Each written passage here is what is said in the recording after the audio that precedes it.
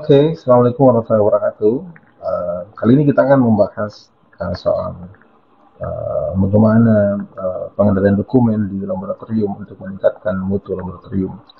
Jadi, laboratorium quality management system itu merupakan hal yang sangat penting dalam mengatur, mengelola, dan membangun laboratorium menjadi lebih berkualitas. Salah satunya adalah tentang pengendalian dokumen. Ya, jadi bahan kajian kita, pembahasan kita bagaimana sih pencatatan dan pelaporan dan bagaimana pengendalian dokumen itu. Seyogyanya ketika kita berada di laboratorium, bagaimana kita mengontrol record dan bagaimana kita mengontrol arsip yang ada di laboratorium. Tentunya ini hal yang non teknis, tetapi ini menjadi hal yang sangat penting dalam menjaga, mengelola mutu di laboratorium. Tidak hanya semata-mata kita mengatur hal yang teknis seperti pemeriksaan, analitik, pra-analitik dan pasca analitik, tetapi hal non teknis juga bisa menjadi pengaruh yang sangat signifikan jika tidak dikendalikan dengan baik, sehingga hasil dari laboratorium itu mengalami penurunan mutu. Ya. Apa itu pencatatan dan pelaporan? Pencatatan pelaporan itu hal yang paling penting dalam ini adalah mengenai perencanaan, pemantauan, dan evaluasi. Tentunya pencatatan ini dan pelaporan ini bisa kita gunakan dalam menyusun perencanaan di tahun ke depan ataupun memantau dan mengevaluasi kinerja atau berjalannya laboratorium itu sendiri. Kesalahan dalam pencatatan dan pelaporan ini akan menyebabkan kesalahan dalam menetapkan tindakan. Jika pencatatan dan pelaporan itu tidak bagus, mungkin saja ini menjadi rekam jejak atau data yang akan kita gunakan nantinya ketika melakukan perbaikan-perbaikan yang ada di laboratorium. Kalau ini tidak dilakukan dengan efektif, tentunya akan menyebabkan kesalahan tindakan. Yang paling perlu diperhatikan adalah identifikasi masalah. Itu bisa dilihat dari pencatatan dan pelaporan ini. Ya, pencatatan kegiatan laboratorium itu dilakukan sesuai dengan jenis kegiatannya. Ada 4 jenis pencatatan. Yang pertama itu adalah pencatatan kegiatan pelayanan, yang kedua pencatatan keuangan, kemudian logistik, kepegawaian, dan kegiatan lainnya seperti PMI dan safety laboratorium. 4 hal yang penting plus 1 kegiatan lainnya ini menjadi bagian dari kontrol dalam mengelola catatan yang ada di laboratorium. Yang pertama, kegiatan pelayanan.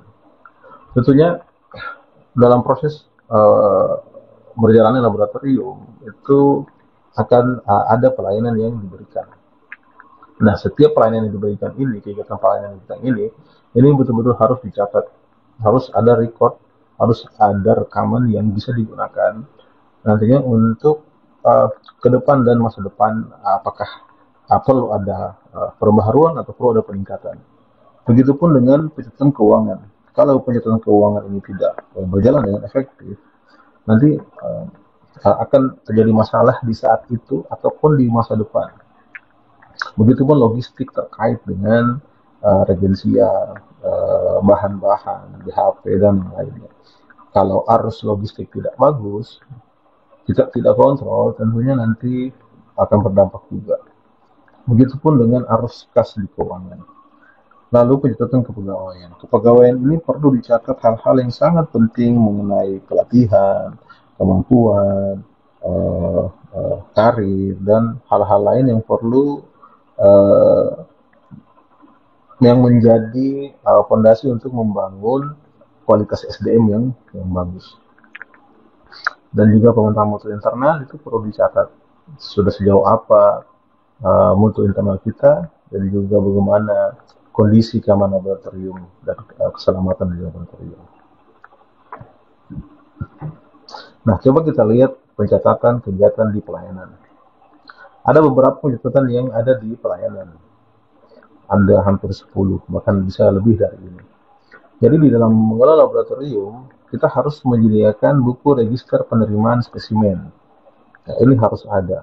Jadi di kegiatan pelayanan itu harus ada buku ini nih, buku register penerimaan spesimen. Ini diletakkan terdapat di loket berisi data pasien, nama, umur, alamat, dan jenis kelamin. Nah, dan jenis pemeriksaan. Banyak beberapa laboratorium sudah mengembangkan ini menjadi form register. Ada yang berbasis konvensional menggunakan buku, ada juga yang berbasis digital atau komputerisasi menggunakan perangkat software atau uh, terkoneksi dengan jaringan atau dengan website sehingga registrasinya bisa tersave di cloud system. Kemudian ada juga buku register besar atau buku induk. Ini berisi tentang data-data pasien secara lengkap serta hasil pemeriksaan spesimen. Jadi ini juga harus ada nih. Jadi setiap hasil yang dikeluarkan oleh lab terkait hasil pemeriksaan itu juga harus dimasukkan di buku register besar ini. Yang ketiga adalah buku register catatan kerja harian tiap tenaga. Ini akan menjadi buku kerja oleh setiap SDM. Jadi data masing-masing pemeriksaan, data rekapitulasi jumlah pasien dan spesimen yang diterima. Jadi setiap tenaga yang ada di laboratorium itu harus punya data atau buku register atau catatan kerja mereka yang dilakukan harian tuh. Jadi misalkan Susi itu kerja di lab di bidang mikro, jadi dia harus mencatat, membuat buku kerja, catatan kerja harian, apa yang dilakukan harian itu, berapa pemeriksaan apa saja, kemudian jumlah pasiennya berapa, dan spesimen yang diterima berapa. Nah, itu harus dibuat oleh setiap SDM yang ada di laboratorium. Ya, ini untuk apa manfaatnya? Manfaatnya biasanya digunakan ketika kita menemukan ada kesalahan pemeriksaan. Jadi untuk mentresur kesalahannya ada di mana, kita bisa melihat, oh yang bertugas dia si Susi ini, dia ada kesalahan di sini, sehingga nanti kita bisa membangun perencanaan dalam meningkatkan kapasitas si Susi itu. Misalkan dia lemahnya di proses pengambilan darah, gitu, atau dia ada kesalahan di sini, jadi kita bisa mengontrol kualitas si SDM juga berdasarkan data ini. Itu salah satunya. Kemudian yang keempat adalah buku register pemeriksaan rujukan. Ya, jadi kemampuan laboratorium itu sangat terbatas, tergantung dengan level laboratoriumnya. Sehingga beberapa laboratorium itu sebisa mungkin tidak menolak spesimen atau pemeriksaan, meskipun di labnya belum mampu melakukan pemeriksaan itu. Sehingga laboratorium mencoba untuk mengembangkan pemeriksaannya. Kalau tidak bisa, maka mereka mencoba membangun kerjasama dengan beberapa laboratorium yang mumpuni, sehingga beberapa pemeriksaan itu butuh dirujuk. Nah, itu perlu ada buku register pemeriksaan rujukan. Kemudian yang kelima, ya di dalam laboratorium itu tentunya ada unit-unit, misalkan unit pengambilan darah, unit pemeriksaan hema, unit urin, mikro. Tentunya setiap unit itu harus memiliki buku register, buku ekspedisi itu dari setiap ruangan, dari ruangan A ke ruangan B, sehingga nanti ketika terjadi sampah hilang itu bisa dilakukan tracking. Oh, hilangnya di mana nih? Gitu. Oh, hilang sampelnya di sini, sehingga bisa dilakukan tindakan perbaikan. Kemudian yang keenam, buku komunikasi pertukaran petugas atau buku shift. Ini juga perlu. Jadi setiap pergantian shift itu ada bukunya, jam berapa masuk, ditukar dengan siapa, sehingga betul-betul ketersediaan keberlanjutan lab itu bisa berjalan secara signifikan kalau labnya shift. Kemudian yang ketujuh, perlu ada buku register perawatan atau kerusakan. Jadi setiap alat itu harus dipantau kualitasnya. Jadi ketika alat itu butuh perawatan, itu harus ditulis di situ tuh. Ketika ada kerusakan, itu harus ditulis di situ. Begitupun yang kedelapan, perlu ada buku stok alat atau regen. Jadi ini membantu kita untuk mengontrol ketersediaan logistik tuh. Ya, oh alatnya yang ada ini, berarti kita harus penambahan ini. Jadi ketika kita punya buku stok alat, itu memudahkan perencanaan untuk melakukan pengembangan. Oh tahun depan kita butuh penambahan alat nih, karena alat di buku stok alat kita itu alatnya hanya sekian tuh. Jadi perlu ada itu. Begitupun regen. Jadi kita bisa memantau, oh regen kolesterol tinggal 1 kit nih, harus diorder lagi nih, karena kayaknya kita masih ada 6 bulan nih, berarti harus segera diorder. Nah, kemudian buku catatan kalibrasi. Jadi setiap selesai kalibrasi itu selalu dicatat alatnya. Kemudian yang ke-10 adalah buku absensi. Jadi setiap petugas itu harus ada buku absensi ini untuk mengontrol kehadiran dan kualitas kinerja dari petugas. Lalu bagaimana dengan pelaporan? Pelaporan ini berkaitan dengan hasil yang dikeluarkan dalam pelayanan laboratorium. Ada beberapa laporan rutin. Ya, ada laporan rutin, harian, bulanan, triwulan, dan tahunan. Itu yang dikerja di laboratorium. Setiap unit membuat laporan rutin tuh, yang kemudian disatukan di akhir tahunan. Kemudian ada laporan khusus, ini biasanya sesuai dengan program-program yang berjalan oleh pemerintah, misalnya pada kasus program HIV, narkoba, dan lain-lain. Itu dibuat juga laporannya. Kemudian ada juga laporan hasil pemeriksaan. Nah, siapa yang bertanggung jawab dalam mengontrol ini? Tentunya manajer dari setiap unit. Misalkan nafsa itu ada di lab klinik, berarti penanggung jawabnya dia harus melaporkan, membuatnya. Nah, manajemen harus membuat format hasil. Nah, format hasil ini akan bergantung dengan kemampuan lab itu. Sejauh mana lab itu memiliki parameter pemeriksaannya. Jadi, laporan yang dibuat itu disusun sedemikian rupa dengan sangat tidak rumit sehingga mudah untuk dikonsumsi. Format laporan dan cara mengkomunikasinya kepada pemakai harus ditentukan dengan mendiskusikan dengan pengguna jasa laboratorium. Jadi sangat penting kita membuat format dengan diuji cobakan ke pengguna jasa laboratorium. Apakah dengan format laporan ini itu memudahkan dia membaca dan memahami hasil tuh.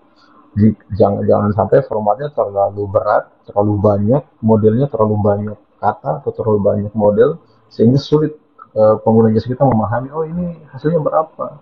Jadi begitu. Jadi tetap harus komunikasikan dengan pengguna jasa untuk memudahkan pengguna jasa memahami hasil laboratorium itu.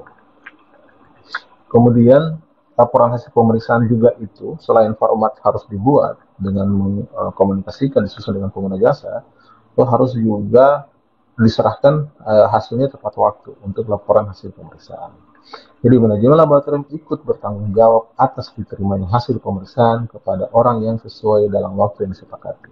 Waktu yang disepakati ini mengharuskan setiap laboratorium memiliki TAT, ya, sehingga itu kesepakatan yang akan diberikan kepada pengguna jasa. Jadi itu ditempel di ruang tunggu atau diinfokan melalui media online bahwa pemeriksaan ini waktu tunggunya sekian, ya, sehingga pengguna jasa itu bisa tahu dia butuh menunggu berapa lama.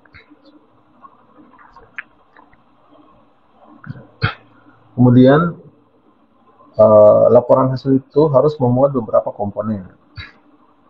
Ya, di antaranya adalah identifikasi dari pemeriksaan jelas dan tidak ragu-ragu, termasuk prosedur pengukuran bila perlu. Jadi harus ada identifikasi pemeriksaan yang jelas. Kemudian identifikasi laboratorium yang mana berikan laporan itu harus ada. Kemudian identifikasi khas dan bila mungkin lokasi pasien serta tujuan dari laporan. Yang keempat, nama dan identitas pasien, pemohon dan alamatnya, tanggal dan waktu pengumpulan sampel primer apabila tersedia dan relevan dengan pelayanan pasien, serta waktu penerimaan oleh laboratorium. Kemudian tanggal dan waktu penerbitan laporan.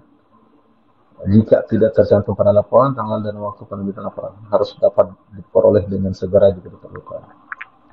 Kemudian sumber dan sistem organ sampel primer, misalnya dia itu darah vena atau luka atau darah darah arteri. Bila dapat digunakan, hasil pemeriksaan dilaporkan dalam unit standar internasional atau tertelusur hingga unit standar internasional. Jadi preferensinya itu menggunakan standar internasional. Satuannya, referensinya, ya, nilai normalnya gitu. Yang kesembilan, interval acuan biologis apabila dapat digunakan. Jadi harus ada acuan tuh, nilai normalnya berapa intervalnya. Kemudian interpretasi hasil apabila sesuai. Kemudian tanggapan lain, misalnya mutu atau kecukupan dari sampel primer yang dapat merusak hasil, atau hasil interpretasi dalam laboratorium menunjukkan, penggunaan dari prosedur yang dikembangkan. Nah, ini yang catatan lainnya. Laporan hendaknya mengidentifikasi pemeriksaan yang dilakukan sebagai bagian dari suatu program pengembangan. Jika demikian, tidak ada syarat untuk kerja pengukuran.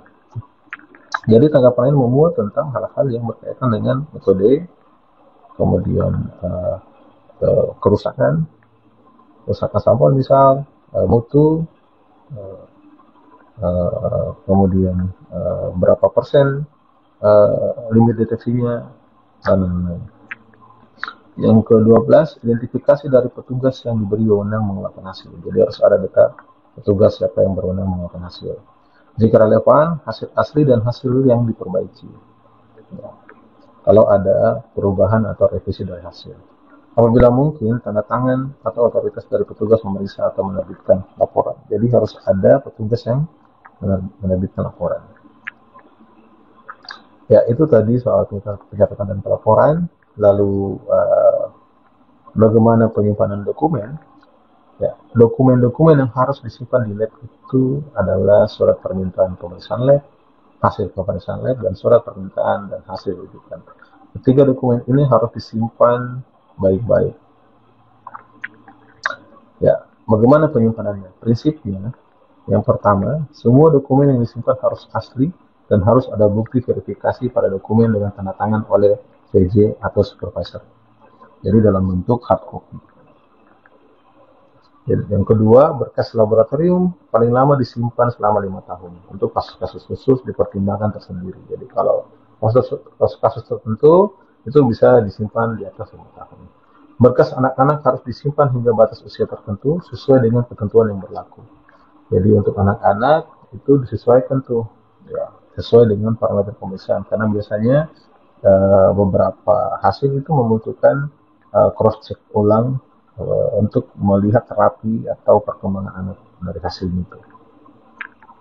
Kemudian berkas laboratorium dengan kelainan jiwa disimpan sesuai dengan ketentuan yang berlaku. Kemudian untuk memudahkan penelusuran pada kasus-kasus tertentu, misalnya dipakai sebagai barang bukti, medical legal atau formasional, salinan atau berkas hasil dilaporkan harus disimpan sedemikian sehingga mudah ditemukan kembali. Lamanya waktu penyimpanan itu beragam. Tapi hasil yang telah dilaporkan harus dapat ditemukan kembali sesuai kepentingan medis. Ya. Itu juga harus disiapkan. Jadi proses penyimpanan itu bisa digunakan untuk kasus-kasus menjadi BB barang bukti, untuk medical legal atau hal lain, sehingga perlu disimpan. Dan nanti salinan atau berkas hasil yang diberikan itu perlu dikembalikan kembali. Lalu setelah disimpan, dokumen itu setelah mencukupi waktunya 5 tahun atau lebih, minimal 5 tahun, lalu dia akan dimusnahkan. Jadi sebelum dimusnahkan itu harus ada metode yang dilakukan untuk pemusnahan. Pertama, sebelum dimusnahkan, ambil informasi-informasi yang utama, kemudian pelaksanaan pemusnahan itu harus ada berita acara. Berita acara isinya tanggal, bulan, dan tahun pemusnahan. Kemudian siapa penanggung jawab pemusnahan dokumen. Jadi di dalam laboratorium itu kita harus menyiapkan penanggung jawab tuh, ya, penanggung jawab kearsipan. Tentunya di bagian administrasi biasanya. Ya, jadi dokumen yang dimusnahkan itu selalu harus dibuat berita acara. Begitupun dengan regen yang sudah kadaluarsa. Ketika mau dimusnahkan itu harus ada berita acara pemusnahan. Nah, pengendalian dokumen. Jadi dalam mengendalikan dokumen, kita harus menetapkan dokumennya, mendokumentasikan, memelihara prosedur dan pengendalian dokumen. Jadi semua prosedur-prosedur persyaratan, penetapan dan dokumentasi-dokumentasi itu semua harus dilakukan tuh. Kemudian salinan dokumentasi itu diarsipkan. Jadi setiap dokumen-dokumen salinannya itu tetap diarsipkan.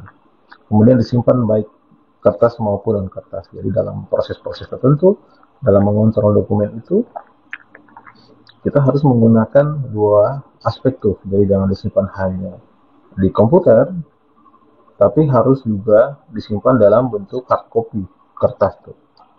Dan sekarang itu ditambah lagi dengan metode sekarang penyimpanan di cloud tuh, di by internet tuh. Jadi penyimpanan online itu bisa memudahkan juga dalam proses penyimpanan.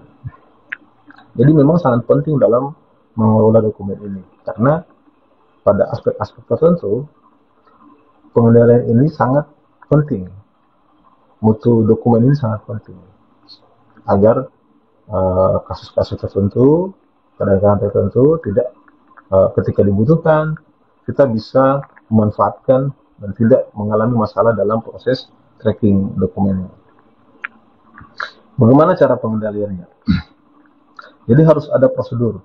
Prosedurnya harus memuat tentang semua dokumen yang diberikan kepada petugas lab sebagai bagian dari sistem manajemen mutu itu telah dikaji ulang dan disetujui oleh petugas yang berwenang sebelum diterbitkan.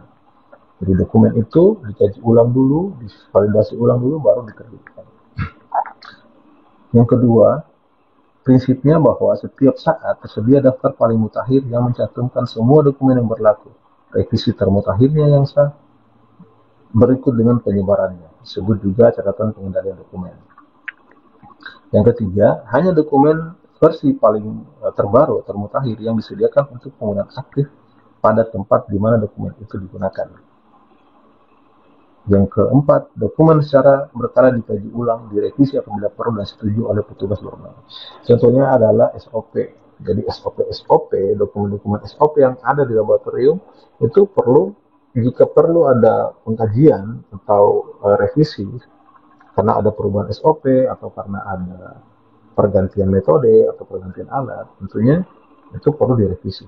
Jadi yang disajikan itu adalah dokumen yang paling termutakhir, yang terbaru. Kemudian yang kelima, protokol permintaan sampel primer, pengambilan dan penanganan sampel laboratorium. Jadi harus ada prosedur bagaimana sampel itu masuk, bagaimana penanganan sampel, pengambilan, penanganan sampel di laboratorium. Itu harus ada prosedurnya atau SOP. Kemudian pengesahan hasil. Jadi perlu ada prosedur yang memastikan bagaimana pengesahan hasil itu berjalan. Siapa yang berwenang, kapan disahkan, kapan tidak disahkan, keadaannya seperti apa. Nah, itu perlu ada prosedurnya. Jika orang yang berwenang tidak ada, siapa yang berwenang yang lain yang bisa menggantikan. Kemudian harus ada prosedur pengendalian mutu internal dan eksternal. Tentunya ini menjadi sangat penting. Berapa lama, kapan harus dilakukan, siapa pengelolanya, siapa yang bertanggung jawab dalam pengendalian mutu, siapa PG-nya, bagaimana prosesnya, eksternal tiap berapa tahun,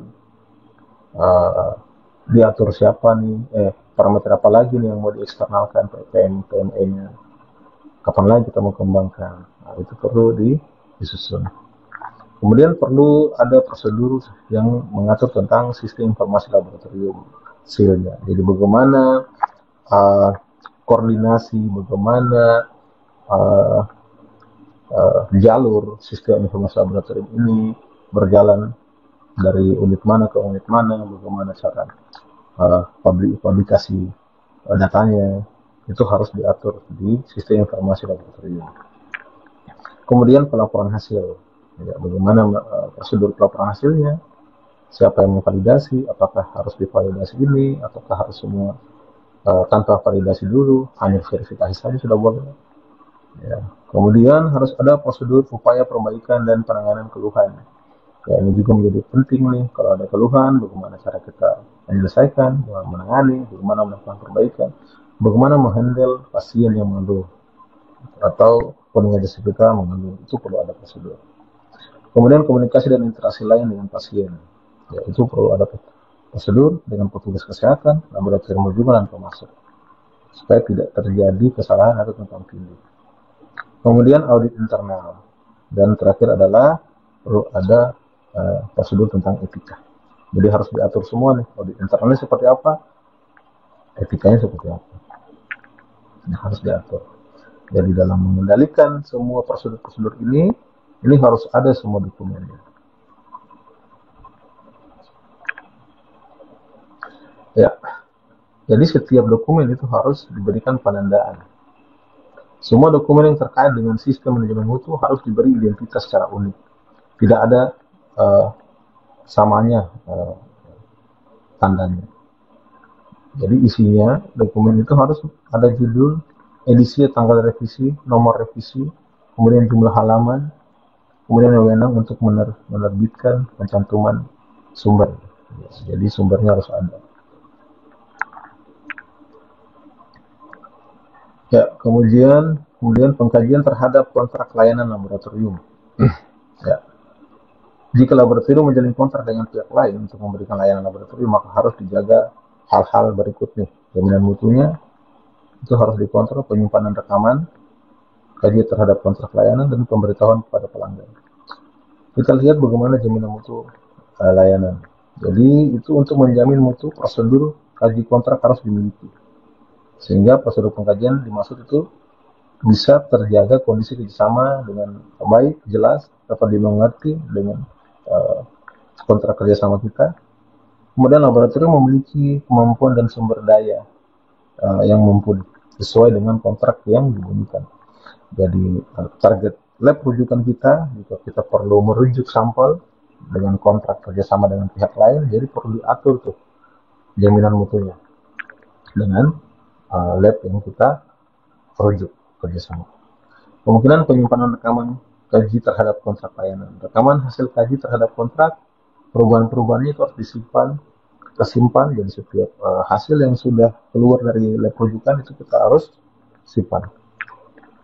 Kemudian pemberitahuan kepada langganan atau pelanggan atau pengguna jasa.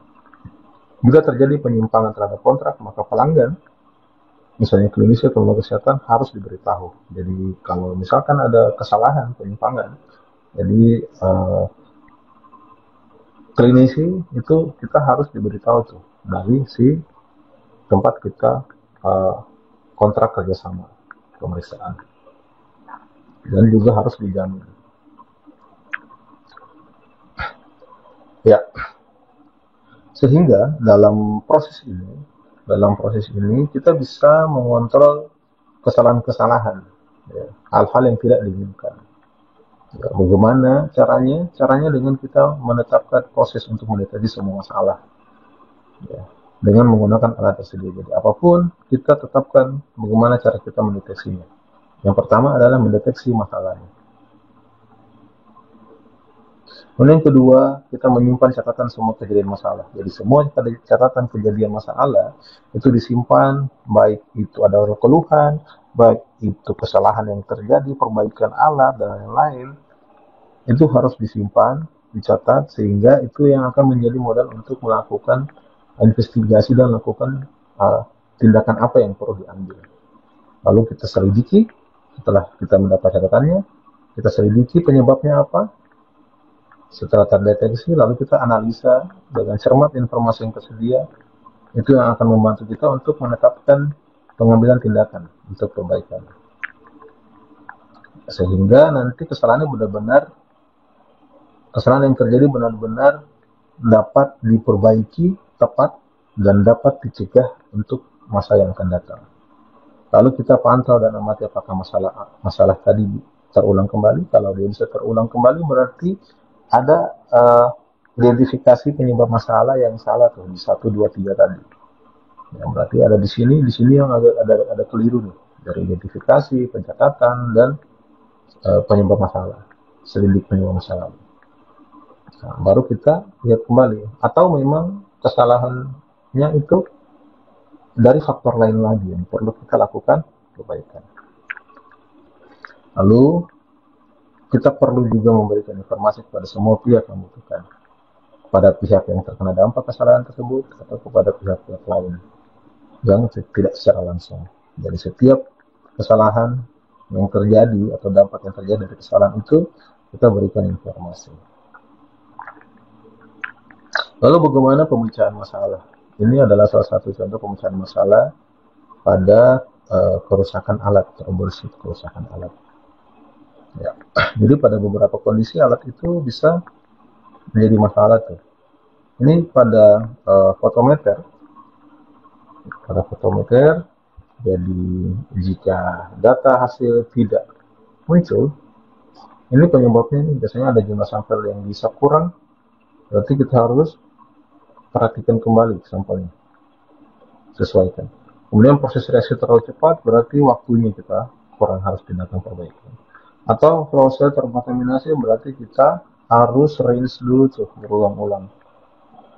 Biasanya juga lampu halogen tidak efektif, berarti kita lakukan pergantian lampu. Atau lampu tidak tepat posisinya, kita atur kembali posisinya. Atau temperatur flow cell ada masalah, berarti kita periksa temperatur. Biasanya juga karena sampel lipemik, berarti harus diberi keterangan di sampelnya itu, bahwa ini sampel lipemik. Ada juga sampel hemolitik, nah, ini berarti harus ditolak, kita harus lakukan ambil sampel baru. Nah, berarti ada kesalahan pada saat kita menilai kualitas sampel, itu yang harus diperbaiki. Kemudian konsentrasi zat terlalu tinggi, berarti kita harus encerkan, karena biasanya dia melebihi tuh limit deteksinya. Atau reagenya tidak baik, berarti kita coba konsultasikan dengan pemasok nih soal kualitas reagennya. Hal-hal yang perlu diperhatikan bila terjadi permasalahan pada peralatan. Kita harus tetap tenang, berpikir dengan jernih, pastikan masalahnya, jangan membuat asumsi tentang kemungkinan permasalahan, jangan menduga-duga. Jadi kita harus pastikan tuh, ini kesalahannya apa nih.